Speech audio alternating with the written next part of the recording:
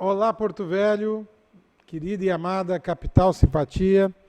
Olá, você de todo o grande estado de Rondônia, que me dá o privilégio da sua audiência. Eu sou o Benito, esse é o nosso conteúdo Amazônia e estamos juntos com você aqui mais um dia para encurtar distâncias e levar até sua casa informações que são agregadoras de valor. E para que tudo seja melhor, a primeira coisa é evocar aqui e aí sobre todos nós as bênçãos e a presença de Deus. Que o grande arquiteto do universo sempre nos dê mais justiça, paz, perfeição, luz, força e beleza em tudo que fazemos. Afinal, com quem Deus anda, nunca anda só e sempre anda bem. Que o grande arquiteto do universo já vinha sobre nós, né, nos livrando dessas mazelas do Covid aí, que não é fácil, gente. Estamos aí vivendo uma segunda onda, mas com fé em Deus, rápido vem a vacina. Daqui a 1 ano, 2, a gente está livre disso. Sendo positivo, tá? Porque não vai livrar. Você acha que você vai se livrar da máscarazinha tão cedo? Vai nada. Você acha que você vai livrar dos problemas que a Covid já trouxe tão cedo? Vai não. Se só no organismo ela deixa 6 meses, às vezes de atrofia, como é que eu esqueci até a palavra que se usa? Efeito colateral. Imagina. Bom, mas vamos trocar de assunto, vamos falar de coisas boas nessa reta de final do ano. Estou aqui com a defensora pública Débora Machado, que é do NUDEM, Núcleo de Defesa, no caso da mulher, né? Lá da Defensoria Pública. Vamos abordar a questão da mulher hoje aqui, até porque todo mundo vem de uma mulher, né? Eu não nasci de chocadeira. Eu tenho esposa, filha e mãe, irmã e mãe. Então, eu não sei como é que tem os caras que tratam mal a mulher, gente. Não tem como. Esse detalhe eu nem lembrei. Então, mulher tem tudo que é canto, gente.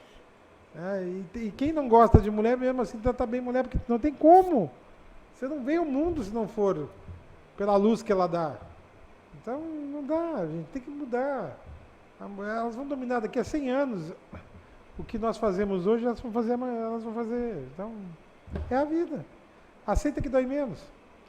E para tal, então, a Débora hoje vem debater esses assuntos com as minhas duas facilitadoras, a Thaís e a Mazaki, e a Camila. Elas vão aqui hoje falar de questões de mulheres. Mas seja bem-vinda, tá bom? Muito obrigada. E que vocês consigam levar a bom termo esse debate aí, que eu vou eventualmente participar, porque eu sou um solidário da causa feminista. Que bom, a gente precisa de... Eu sempre costumo falar que a gente precisa de homens parceiros nesse propósito da promoção da igualdade de gênero, da igualdade entre homens e mulheres. É importante que os homens nos auxiliem nesse processo. Uma coisa também. Que eu defendo é que, por exemplo, todo cargo eletivo seja paritário, 50% homem, 50% mulher. Porque só aí tu já resolve metade dos problemas de preenchimento de cota. Com certeza. 50% do Congresso fosse de mulheres, nós não tinha tanta bandalheira. Então, 50% para homem, 50% para mulher. Pronto. Simples. Seria o mundo ideal mesmo. Cargo público, a mesma coisa. 50% de vagas são para mulheres, 50% para homens. Acabou. Estava resolvido o problema. E aí eu quero ver se em 2 tempos será se ajeitado. Porque mulher, para se meter com bandalheira, é muito mais difícil. Não quer dizer que não se meta, mas é muito mais difícil. Mas seja bem-vinda, tá bom? Muito obrigada, muito obrigada. Vou começar pela Camila. Débora, Saúde. Muito bem-vinda ao nosso programa. Você está trazendo um tema muito relevante para a nossa sociedade, principalmente para o nosso estado de Rondônia. O debate sobre a importância de respeitarmos a mulher, o trabalho que a Defensoria Pública faz no Estado em relação à defesa à mulher é importantíssimo, porque quando uma mulher ela percebe que é vítima de violência, ela já vem passando por um processo já desde o início, questões psicológicas, morais. Às vezes ela não percebe, quando ela percebe, ela já está em um estágio já avançado. E para onde é que a mulher procura? Ela procura os órgãos públicos, instâncias públicas para atender a mulher, delegacia, Ministério Público, Defensoria Pública, e cada um desses órgãos tem sua particularidade e sua importância. E quando a gente fala de violência contra a mulher, a gente não está falando só quando o homem bate numa mulher. Tem vários leques que atinge a mulher de alguma maneira, né, de alguma forma, de alguma violência. E o papel da Defensoria Pública, como os demais órgãos, são extremamente importantes. E falar sobre isso, esclarecer para a população e dizer para ela que ela pode procurar ajuda, onde ela pode procurar ajuda, é importantíssimo, principalmente nesse período de pandemia, que a gente sabe que, por mais que não seja escancarado a realidade, a gente sabe que tem muitos lares que têm sofrido esse tipo de violência silenciosamente. Exatamente. Enquanto eu sempre falo que no período de 1 hora existem estudos estatísticos que falam que dentro de 1 hora pelo menos 30 mulheres sofrem de violência. Então, quando a gente terminar essa entrevista, pelo menos 30 mulheres vão ter sofrido violências. E existem dados mundiais que falam que a cada 3 mulheres, uma pelo menos é ou já foi vítima de algum ato de violência. Então, a violência de gênero que existe na nossa sociedade, como um todo, eu não falo só da nossa sociedade rondoniense, eu falo da nossa sociedade brasileira, da sociedade mundial, né? A sociedade como um todo, ela é enraizada no patriarcalismo. Então, por causa disso, a mulher ela ocupa, de fato, uma posição subjugada com relação ao homem, e essa violência de gênero é um câncer dentro da sociedade. Não é à toa que nós temos várias normas internacionais e também nacionais no sentido de que seja promovida a igualdade entre homens e mulheres.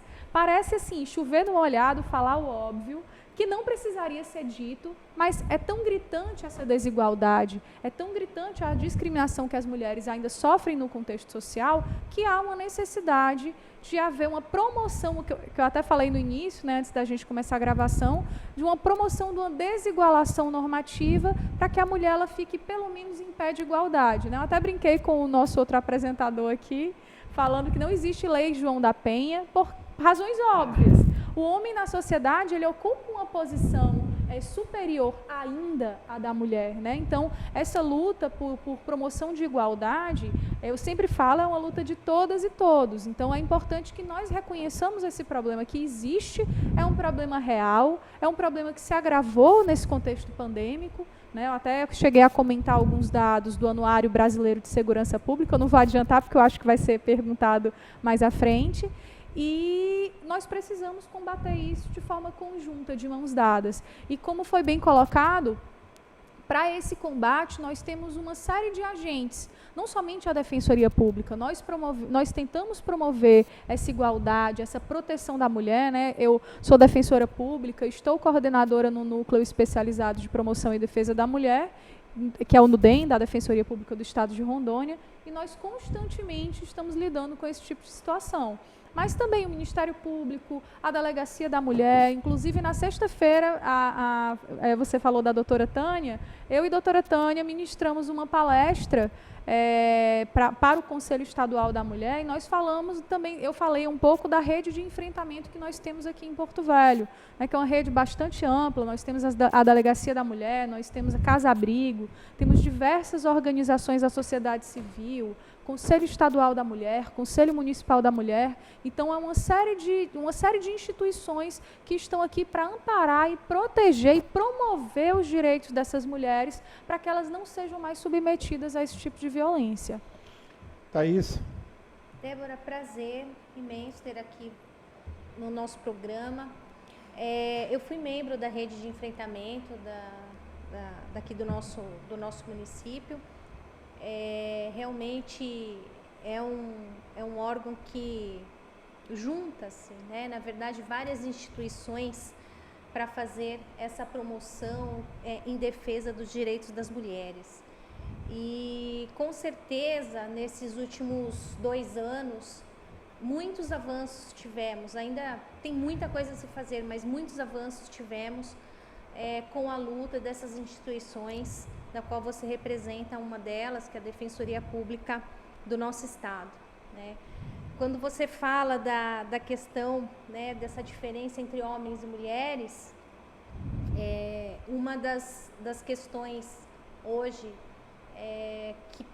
que se debate principalmente em carreiras onde predominantemente são compostas por homens, por exemplo, engenharia. Minha primeira formação é engenheira, onde nós temos mais homens do que mulheres. A gente sabe a desigualdade de cargos e de salários entre dois profissionais que atuam na mesma área, que sabem igualmente os mesmos termos técnicos e a mesma formação básica. E a mulher, às vezes, ela ainda se sobressai, porque ela consegue pensar adiante com um olhar ao próximo diferenciado dos homens. Então, quando Paulo traz aqui essa questão de termos 50% de parlamentares homens e 50% mulheres, com certeza nós teríamos uma política, uma defesa das políticas públicas muito mais avançadas e muito melhores, com esse olhar do feminino, da mulher, né? E isso a gente busca todas as vezes que vamos escolher os nossos parlamentares, escolhemos uma mulher, a gente também entende que aquela mulher nos representa de certa forma, mas que mais do que isso, entender sobre a política pública da mulher e saber fazer essa defesa em vários espaços é muito importante. Sei que já avançamos, mas ainda temos muito a avançar. Eu acho que esse trabalho que você faz lá, eu até gostaria já de deixar até a primeira pergunta para você, no que diz respeito ao trabalho que a Defensoria Pública fez com as mulheres que são invisíveis, né? Que a sociedade não enxerga, mas que isso a gente precisa trazer ao debate, trazer e mostrar à população o que é essas mulheres, porque somos responsáveis por elas também, né? Como uma sociedade. Tá, tu vai responder isso depois da nossa vinheta, tá bom? Tá, por ok. favor, Eudes. Vinheta.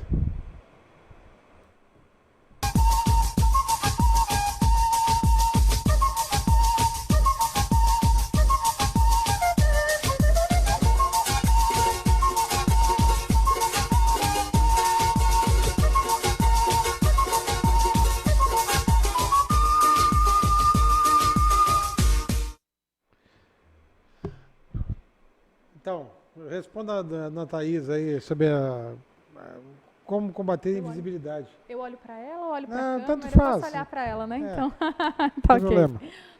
Na verdade, assim, a Defensoria ela atua em diversas frentes. O Núcleo Especializado de Promoção e Defesa da Mulher, né, que é o NUDEM, a gente tem uma atuação muito diversa.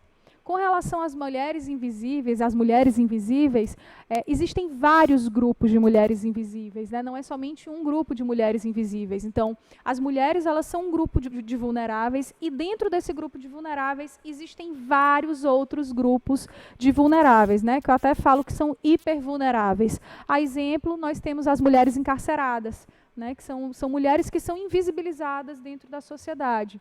Então, o nosso trabalho, nós inclusive começamos a fazer esse trabalho agora no mês de novembro, no dia 27 de novembro, inclusive com a professora Rosângela, né, da Universidade Federal, que é um trabalho é uma roda de conversa para conscientização acerca da violência, para o empoderamento dessas mulheres, porque, de fato, as mulheres encarceradas, que são uma das mulheres que são invisibilizadas dentro desse grupo de mulheres, elas são simplesmente escanteadas dentro da sociedade, ninguém lembra delas, e há um movimento muito interessante, porque se você comparar os homens encarcerados e as mulheres encarceradas praticamente não recebem visitas de seus maridos, elas simplesmente, muitas delas são abandonadas no cárcere, diferentemente dos seus maridos. Se você for no dia de visita, tem uma fila enorme de mulheres no presídio masculino para visitar os seus maridos, para visitar os seus filhos, e no caso das mulheres isso não acontece. Então elas são invisibilizadas na sociedade e em seus lares. Então a Defensoria Pública atua, o NUDEM, né, que é o núcleo que eu estou coordenando atualmente. A gente está fazendo esse trabalho de empoderamento, de olhar para elas, de dar essa perspectiva para elas. E também a gente tem a outra atuação da execução penal, que é o acompanhamento propriamente dito dessas mulheres. Dentro também desse grupo de mulheres invisibilizadas, a gente pode falar também das mulheres indígenas, das mulheres quilombolas. Já existem projetos hoje do núcleo para que haja uma atuação mais ativa em comunidades quilombolas, por exemplo. Já foi feito um mapeamento dessas comunidades. A gente já tem, inclusive, as rotas. A gente só está esperando passar o período de pandemia para poder dar continuidade a esse projeto. Então, existem as mulheres pretas também, a gente estatisticamente, tanto que, eu não sei se vai ser perguntado sobre os 16 dias de ativismo, no Brasil não são 16 dias, são 21 dias, porque não começa no dia 25 de novembro a campanha, começa no dia 20, que é em razão do Dia da Consciência Negra, porque estatisticamente as mulheres negras estão entre as que mais sofrem violência, então são invisibilizadas, e fora outros grupos de mulheres, mulheres que trabalham em serviços gerais. Quantas vezes você não vê uma mulher no shopping lavando um banheiro, ninguém nem olha, ninguém dá um bom dia. Então, também são grupos de mulheres que são invisibilizadas. Né? Então, a gente está nesse núcleo, não somente para promover, fazer medidas protetivas, né, e ações de uma forma geral. A gente também tem essa atuação, que é uma atuação extrajudicial de conscientização, de educação. Então, exatamente, educativa. Então, o núcleo está sempre promovendo palestras, as palestras sempre são abertas ao público, né, e são transmitidas pelo YouTube, então ficam todas salvas também, para que as pessoas, em geral, tenham acesso e possam se empoderar com esses ensinamentos e seguir suas vidas, tomar suas decisões e saber que são tão sujeitas de direito como qualquer outra pessoa dentro de um contexto social. E merecem as mesmas coisas, a mesma dignidade, pelo simples fato de serem seres humanos. Né? Camila. Perfil de mulheres, né, que são encarceradas. A gente sabe que elas são abandonadas. Como é que é feito esse trabalho da Defensoria em empoderar elas? Como é que é feito minuciosamente? E identificar, primeiramente, né? Exatamente.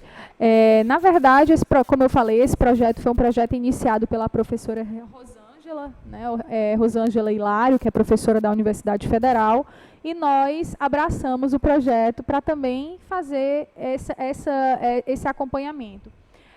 Na verdade, começa com uma roda de conversas onde elas passam a ser olhadas, né? Elas passam a ser percebidas em sua individualidade como mulheres,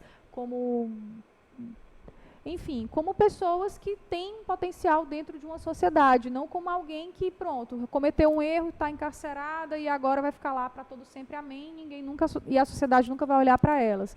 Então, a gente fala para elas, fala das perspectivas que elas têm, para que elas se apoderem. A gente fala até, inclusive, de questão de independência financeira, independência emocional. Né? O nosso núcleo, a gente tem também psicólogas que podem fazer esse trabalho que é o trabalho psicológico mesmo, de a pessoa se apropriar da sua personalidade, se apropriar de si. Né? Então, o trabalho iniciou com essa roda de conversas e provavelmente no ano que vem nós vamos fazer um trabalho em continuidade, no sentido de fazer capacitações dentro do presídio. Né? Então, isso ainda está em andamento por causa da questão da pandemia. A gente não pode estar lá, inclusive quando a gente foi agora, no dia 27 de novembro, a gente teve que ficar atrás de uma grade, né? Elas ficaram atrás da grade, bem distantes da gente, porque existe essa questão da proteção delas, porque elas estão encarceradas, então se uma pega, a probabilidade de todas pegarem é muito grande. Né? Então a gente ainda tem que ter esse cuidado. Mas existe esse projeto de capacitação para que elas possam se empoderar e poder ter independência e tocar a própria vida e fazer as próprias escolhas. Porque muitas vezes é interessante que a maioria das mulheres que estão encarceradas, por exemplo, os sonhos delas são roubados, são retirados. As perspectivas delas são roubadas, são retiradas. Elas não sabem que elas têm escolhas. Elas não sabem, muitas vezes, que elas podem escolher seguir o caminho X, o caminho Y, o caminho que elas quiserem. Então, é importante que isso seja reafirmado para elas, né? Para nós que estamos aqui, que temos acesso à informação, que temos uma vivência diferenciada, é bem diferente, né? Então, assim, parece que eu estou falando óbvio, mas eu estou falando algo que para elas não é óbvio. Aos meus ouvidos, sim, mas aos ouvidos delas, não. Né? Então, falar dessas perspectivas, dessas possibilidades, inclusive a gente fala até de questão de leitura, de trabalho, né? E isso que também é algo da execução penal, que não sou eu que cuido, porque eu não sou a defensora da execução penal, mas isso também está caminhando conjuntamente na execução penal, e é isso. É isso. Eu queria fazer um comentário, Débora, com relação às mulheres do cárcere. Acredito que esse projeto da professora Rosângela esteja voltado muito na questão educativa, né? Da educação, até por ela ser PhD, enfim, empoderar na questão do conhecimento, né? Que a gente sabe que o conhecimento é o que te dá a promoção para tomar ações em função das suas escolhas. Uma outra coisa que eu acho interessante e que aí eu queria saber, eu me lembro que o perfil dessas mulheres normalmente são mulheres que foram pegas porque estavam com droga, levando para o marido, né? Era um perfil das mulheres aqui do cárcere de Rondônia desse tipo de mulheres, que são mulheres que na verdade foram usadas de uma maneira errada, né? Para ajudar, de repente, o seu parceiro, o seu namorado, enfim. A primeira pergunta é se ainda continua esse perfil ainda no nosso cárcere. E o segundo seria, quais são as ações que nós, né, assim, quem está nos ouvindo, por exemplo, de fornecer trabalho, porque essa mulher, ela precisa da sua autonomia financeira, né? E quando a gente trabalha na educação isso, não adianta eu dar um curso para ela, por exemplo, de manicure, porque se ela não tiver o material para trabalhar como manicure, ela vai continuar não trabalhando.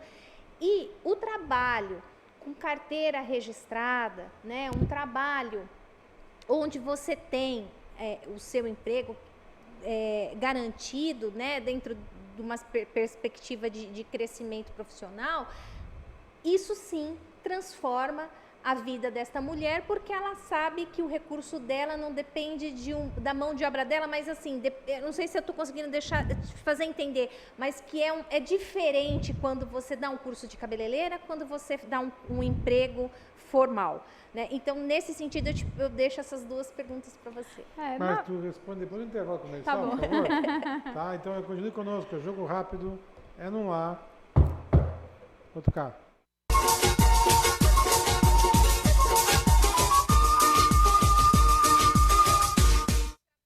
Voar, navegar, jogar, curtir, baixar, assistir, trabalhar.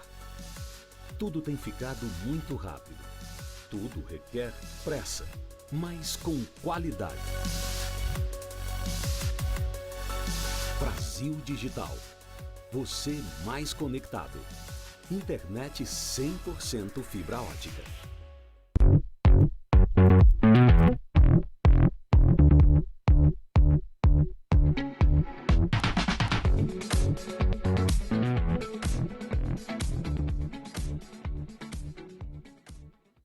Portal O Rondoniense. Notícias de seu município, estado, do Brasil e do mundo. Sobre saúde, economia, política, esportes, cultura, tecnologias e muito mais. Com a credibilidade que você precisa. orondoniense.com.br. Sob medida.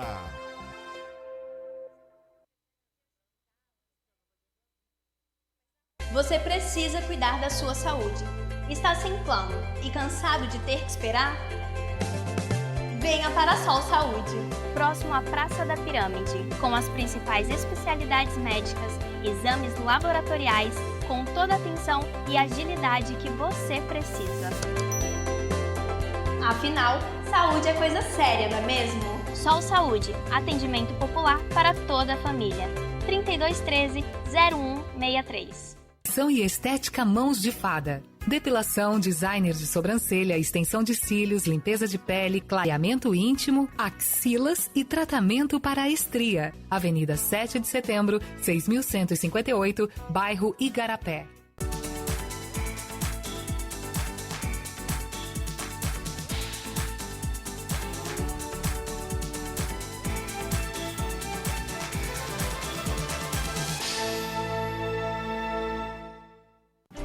O que eu procurei? Tecnologia avançada. Método personalizado. Profissionais com credibilidade. Hospital de Olhos Veloso, o maior centro oftalmológico da região. Há mais de 3 décadas investindo em profissionais, estrutura e inovação em Rondônia. O objetivo é a qualidade de vida de seus pacientes. Diagnóstico e tratamento com excelência. E você? O que você está procurando? Hospital de Olhos Veloso.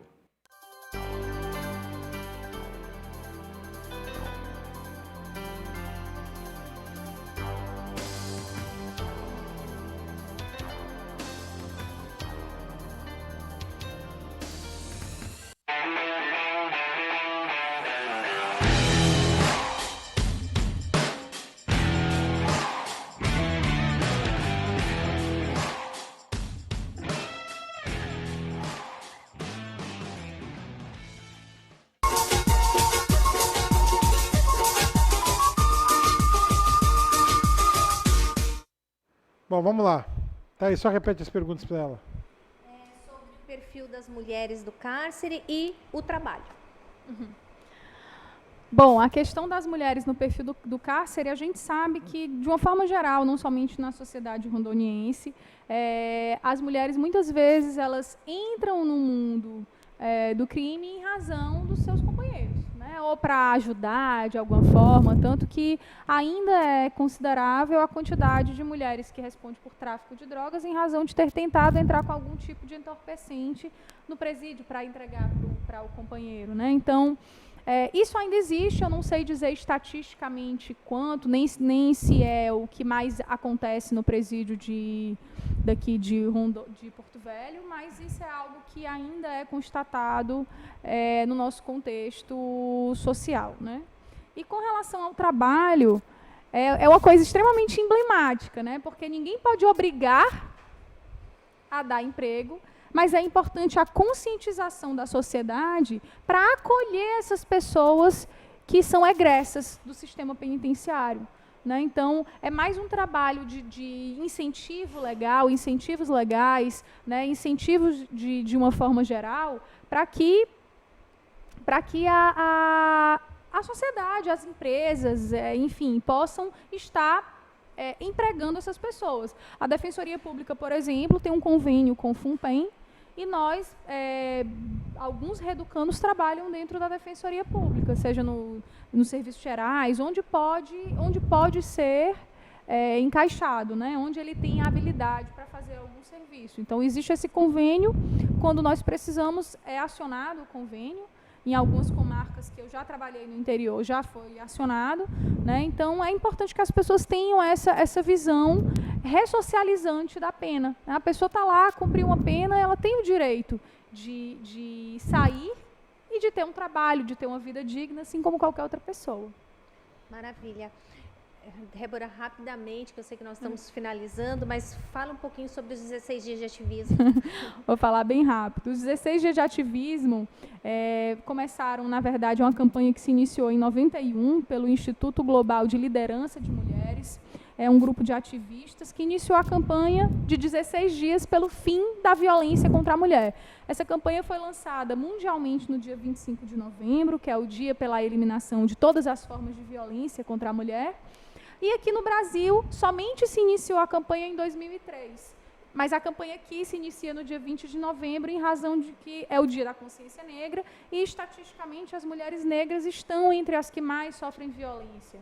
Então, são mulheres que eu falo que estão dentro desse grupo de vulneráveis e são hipervulneráveis. Então, essa campanha ela visa mobilizar organizações e indivíduos no mundo inteiro para que seja promovido o fim da violência e para que se previna a violência contra as mulheres. A campanha se encerra no dia 10 de dezembro e, no meio dessa campanha, nós temos um outro marco importante, que é o dia 6 de dezembro, que é o dia do Laço Branco, onde os homens manifestam seu apoio pelo fim da violência também, que, como eu falei no início, é extremamente importante essa postura ativa dos homens para que haja a promoção dessa igualdade dentro da nossa sociedade, né?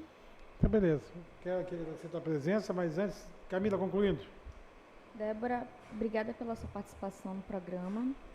E em relação às ações da Defensoria Pública, desejo muito sucesso. Muito obrigada. Que em 2021, muitos projetos que não conseguiram ser concretizados em 2020 consigam ser, de fato, concretizados. E que a Defensoria Pública continue atuando, como sempre atuou, né, de maneira muito bonita, em defesa à mulher. Muito obrigada, Camila. Feliz 2021 também. Muito obrigada. Débora, muito obrigada pela sua presença. Volte sempre que tiver algo para dizer à população. O programa está de portas abertas para ajudar nessa divulgação e nessa luta. A vocês de casa, até o próximo programa. Obrigado, tá bom? Muito obrigada. Siga firme. Obrigada pelo convite, obrigada pela audiência. Espero ter contribuído de alguma forma. Com certeza contribuiu. E por hoje é só, pessoal. Que o grande arquiteto universo continue descobrindo a todos, com sua luz, sua vida, seu amor. E eu te encontro aqui com certeza no próximo programa. Foi um privilégio ter estado com vocês. Até lá.